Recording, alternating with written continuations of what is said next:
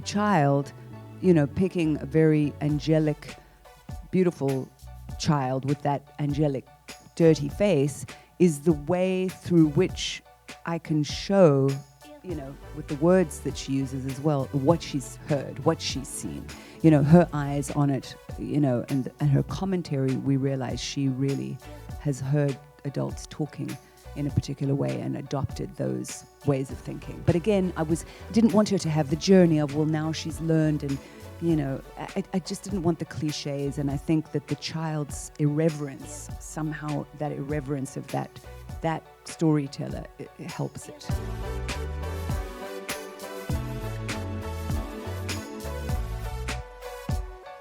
You yourself were born in the States to South African parents, but moved to South Africa. I'll let you tell your story, but tell us a little bit about sort of like how you saw yourself in young Alexandra's story. Yeah, so, for those who've read the book, it wasn't just, well, when I was a child, she wrote in a voice very much like this amazing little girl that you see up there, that little spiky, spunky, bright, inappropriate voice, and she described herself that way, and I just saw such vivid characters, and it reminded me, I moved to South Africa when I was 8. This takes place when this child is 7, and I just remember the difference between living in New Jersey and then arriving in this very different place where blacks were over here, whites were over here. There was a threat of violence. There was, there was just this tone and this feeling of some danger that descended on my life. And I remember also being an inquisitive child, a curious child who wanted to know, about sex and what grown-ups did. And so her story reflected back at me just so much of my own.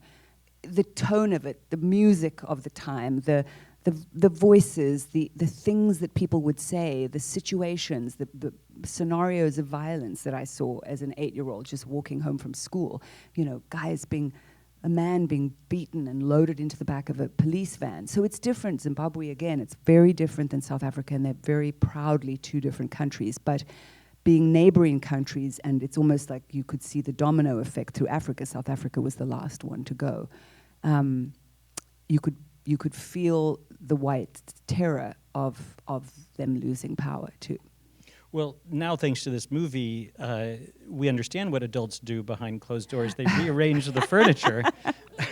They drink brandy and move the furniture with their clothes off, yes. Right. But I love that you sort of capture that voice, and it seems to make all the difference in this movie, because there's a version of this movie that would be kind of a lecture or strident or somehow not true to the era because it's seen from our present-day point of view. Yes, from present-day point of view, or even from an adult, third-person point of view. Somehow the child, picking a very angelic, beautiful child with that angelic, dirty face is the way through which I can show, with the words that she uses as well, what she's heard, what she's seen, her eyes on it, and her commentary, we realize she really has heard adults talking in a particular way and adopted those ways of thinking. Yeah. I mean, it's just a way to sort of reveal, indict, comment on all of those things that were kind of the fabric of this inequitable society. Yeah, and out of the mouths of babes, there comes the truth. There is the reality of, even, some like grandmother won't say it. She won't say it out. No, and even the mother in that question, of course we're not racist, but they are. So the child is sort of also looking and questioning, and then you think by the end she sees something else. That's kind of was my intention, my hope, that by the end of the film. But again, I didn't want her to have the journey of, well, now she's learned, and I just didn't want the cliches, and I think that the child's irreverence, somehow that irreverence of that storyteller, it helps it. I mean, what could be a more racist statement? I mean, it's not one of the unspeakable words, but then that we have breeding.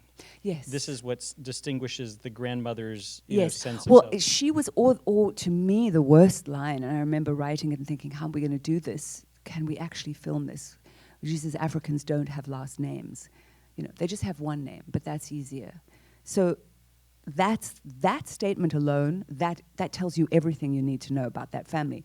The grandmother, so then someone was talking about this the other day and talking about class, that, these class gradations, that you have the grandmother who thinks she's better than, other white people, and definitely thinks that she's better than the black people. But it's people who put dirty pictures up on their bathroom wall, or people can have money, but they don't have class. And I wrote the grandparents in. That wasn't something that belonged in the book, because I wanted this idea of this, that's really the fading empire. They really represent that we're going to hold on with our gnarled little hands to every last inch of power that we have. And Nicola, the family, the Bobo family, have lost, they don't have even that amount of money that they have. It's not a lavish house, but they have sort of fallen into decay and real disrepair. And even that, I wore a lot of hats on the film, and we really had no money, but I was no money at all. So I brought a bunch of things with me from America, and one of the things I got was that robe that Nicola wears, that very frayed silk robe. So I found it on eBay, and I just loved how it was like threadbare, but once had been really beautiful. And so I thought that's something, of course, that she would wear and waft around in with this old silk robe that's falling apart, because it's also it represents what they're trying to hang on to. I mean, it's interesting. There was a film at Cannes this year directed by Raoul Peck about George Orwell. And Orwell, I didn't know a lot about his life, but he served in the military, and I think it was India, and that really transformed his views, seeing a lot of the kind of things you're showing here. I mean, he was really hyper aware of the inequities. And one of the things that they discussed there, and I see it now on the latest viewing of this film that you capture, is this is all a kind of playing house. These are not the high society of the countries they come from. No. They come here to dominate, to lord over, yes. And it's really chilling yes. when you realize. So they are, themselves dirty, unkempt, drunken, disorganized people in really at that stage as well, a certain part of the book, on a failing tobacco farm where things aren't growing. We made it a cattle farm because it was easier to film, but just the idea that, yes, anyone who can grab just a level of power and hold on to it and be above the person that's below them. Yeah. I mean, and we see this like throughout the world with colonialism, whether it's Australia or India, America. yeah. It's like if you go back far enough, where it's it's really just kind of one more complex dimension. And so like I don't think it's in the film, but like when the mother says like Europeans don't pick their noses or whatever, but yes. it's like yes everybody exactly. picks their noses. Yes. It's just like a kind of illusion about the sort of the idea that we don't do that. So yeah, and of course it's always colored with color. That's the biggest distinguisher. And I was saying this earlier, that some of this is uncomfortable. It was very uncomfortable. I had my beautiful black crew all around me, standing, watching some of this really difficult stuff, the whipping scene or the shouting scene when Nicola's character is, or that very condescending when she says, why do you wait to bring him when he's got a sore on his arm? You mustn't wait so long. It's just a horrible, horrible way of speaking. But I remember hearing that, I realize I'm not bringing up kind of like the sparkling centerpiece of this movie, which is the child performance that you found in Lexi Vintner. Yes. And she is incredible. Let's start by talking about kind of how you cast her, because she's not even Alexandra's dark hair, green eyes, like you, sort of reinvented. I put out a brief when I went to start looking for a child. I thought I need a non-actor, and then these sweet little acting children came in, and there just was the spark of the wildness just wasn't there. So then we put out a Facebook post. I said, it's got to go into schools and into rural communities. I'm looking for a a dirty, feral, grubby-faced, wild child that just is that, running around with blackjacks all over her and knots in her hair. And someone, can ride a horse, could ride a motorbike. Someone knew someone and said, in this tiny little town, there's a kid like that. And I knew it right away because her face is so cinematic. And then when I met her, I just was bonkers for this kid. She is that character. So, the challenging part of it is trying to capture that on film, trying to give her the lines, because she was 7 when we started shooting it. She turned 8 towards the end of the shoot, but she is, she couldn't even read. It's not like I could give her the script, but when I did give lines, sometimes it would get too learned, so I had to keep her on her toes. I didn't have a lot of time with her, but she's just emanates. There's charisma in her, and again, if she's the lens through which we are seeing the horror, it has to be a lens that allows us to look at it, and somehow that beautiful kid allows us, it's more haunting in some ways that she's the one saying those things, but it allows the audience to get taken in, I think, and to see the world through her eyes.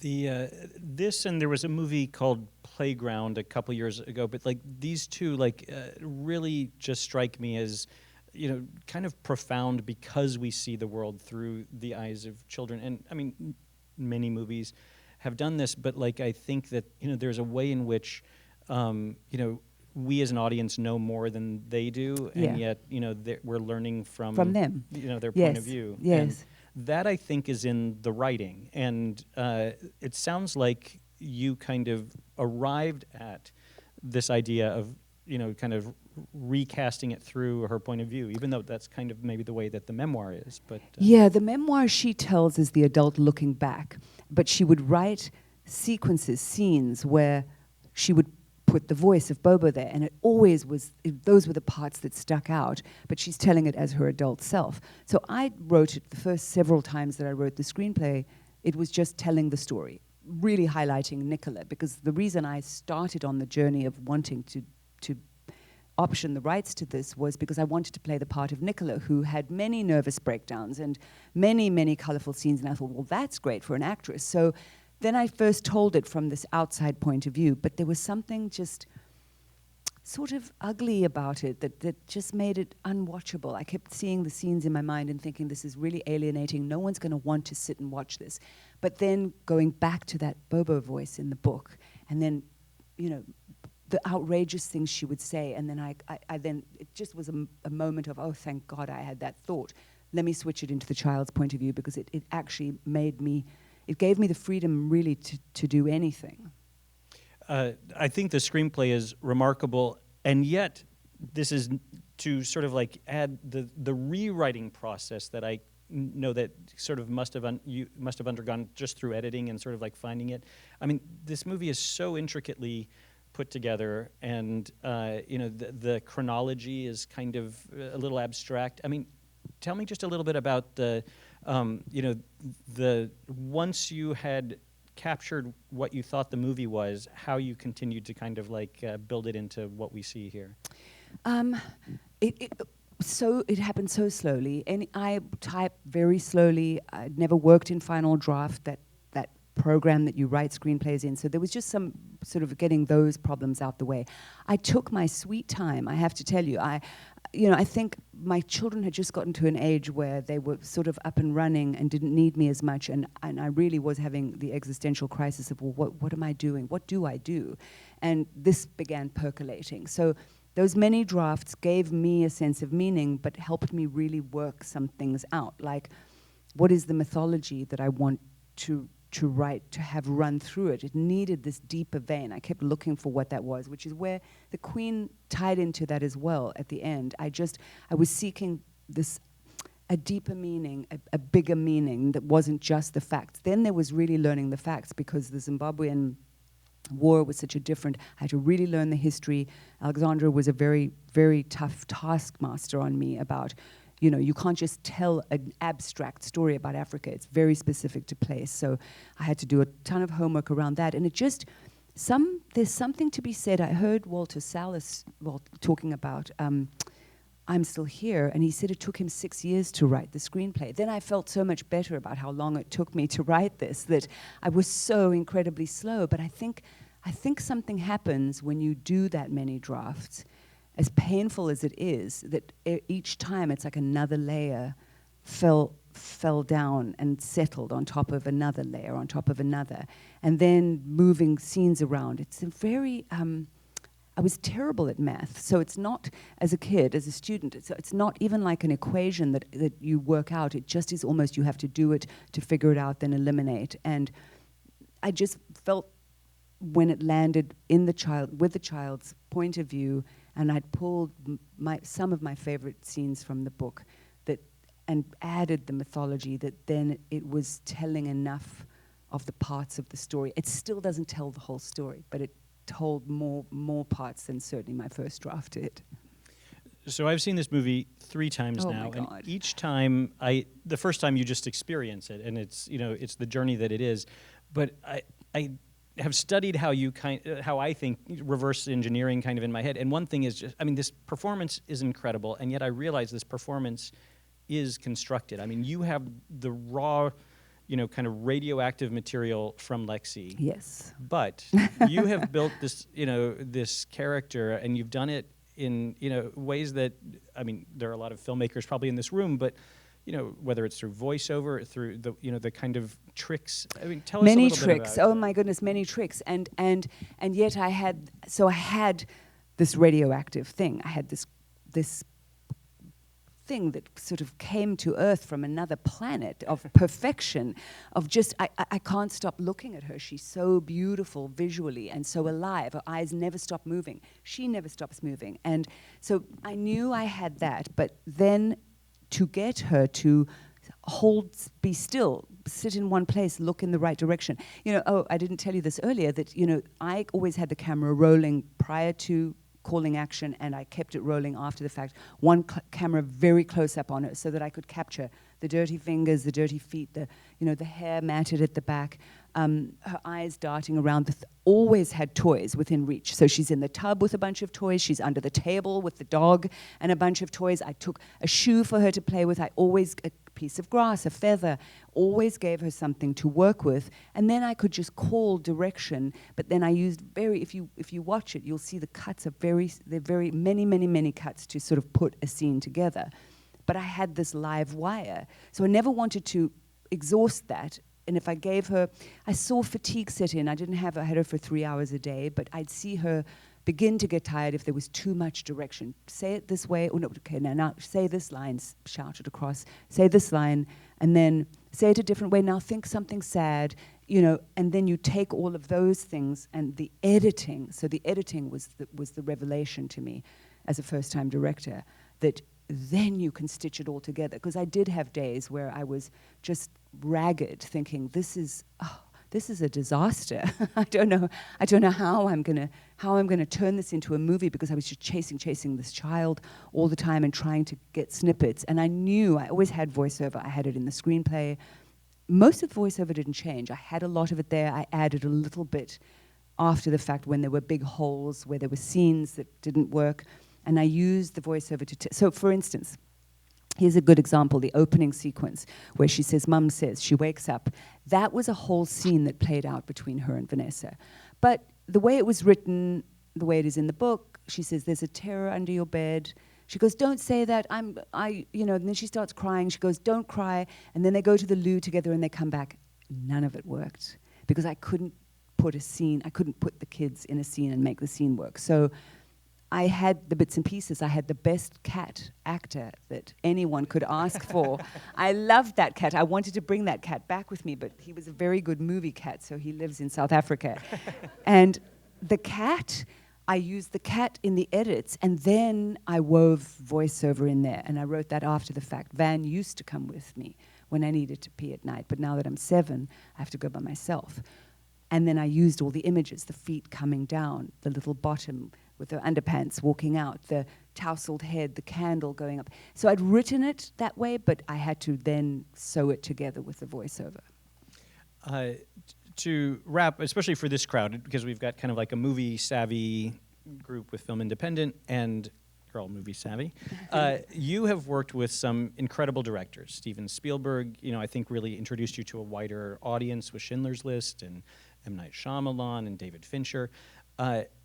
In undertaking your first film, is there anything you can kind of say that you kind of picked up? Maybe it wasn't with one of the greats. Maybe it was, a bad experience where you're like, I'm never going to do it that way on set. But that you bring from having been an actor, Sure. I think the one for sure is that, and especially again with a child, because I was on running all the time and moving around, was Robert Altman always had a moving camera. There was a kind of a languid sort of following. There wasn't precision to his film operations. And so that really served me here. I remember thinking, gosh, you get so much freedom. If you have a camera and it's moving like the child moves, you can actually go with mistakes, and sort of the mistakes almost work for you. Spielberg always had, to me in his films, and he's very exacting as a director, but in his films, that love of the child, that love of sort of that way that he elevates the child and tells a story through a child's point of view, that must have been in the back of my mind, because I loved, say, Empire of the Sun so much, and that boy, that Christian Bale character, much older, but still that same coming of age, or coming to a realization of a child. I think the bad ones, who will remain unmentioned, are they teach you what you don't want to do. I think they teach you that you don't want to have a set where anyone's shouting, and you don't want a set where a script isn't really ready the day that you start shooting, because otherwise you're just trying to play catch up the whole time. Phil Morrison with Junebug did such a lyrical, that was Angus MacLachlan's script, but Phil and Angus were very much in tune with showing sort of a sad undercurrent and tragedy as well. Tragedy, but kind of couched in the family. And I don't know, that must have somewhere, he was also a looser filmmaker, but very specific about what he wanted. So I just think all the years I must have been sitting there, bored on sets, but actually waiting for a lighting setup, but taking in a lot more than I knew I was. What I love from your answer is understanding. I mean, this movie is informed by your childhood, your life, but also those experience. I mean, on kind of like in every dimension. To wrap, let's bring it back to kind of the thing that I think just makes this movie remarkable as a debut is just the way that we feel as if we're there. We feel, I mean, there are things that we all can identify with as children. The way she looks through her eyelashes, like I've never seen that in a movie before, but it's something, we all have that or some version of it that, it's the equivalent of like capturing. Yes. I just grabbed him, as a child you can do that, or, whatever. And that's sort of the power of the child's imagination, that the child, again, it leads us down this corridor. She can take us, because we all remember as children, that ashtray in the grandmother's scene was my grandmother's, and I was fascinated with that bare bum on that, and I knew there was something naughty about it, and I would look at it all the time. I would touch it and then hide it and then look at it again. And so we've all known ourselves as children when we were discovering things like that. So there is just a world that you enter into because of all our memories of being children. And this is really specifically informed by the idea that not in Rhodesia, Zimbabwe, but in South Africa, your own childhood is kind of like surrounded by so many of the details and through a similar lens, I guess. Yeah, exactly. That's all the time we have tonight, but let's please hear it for Embeth Davidtz and her remarkable film. Thank you. Oh, thanks, Peter. Thank you.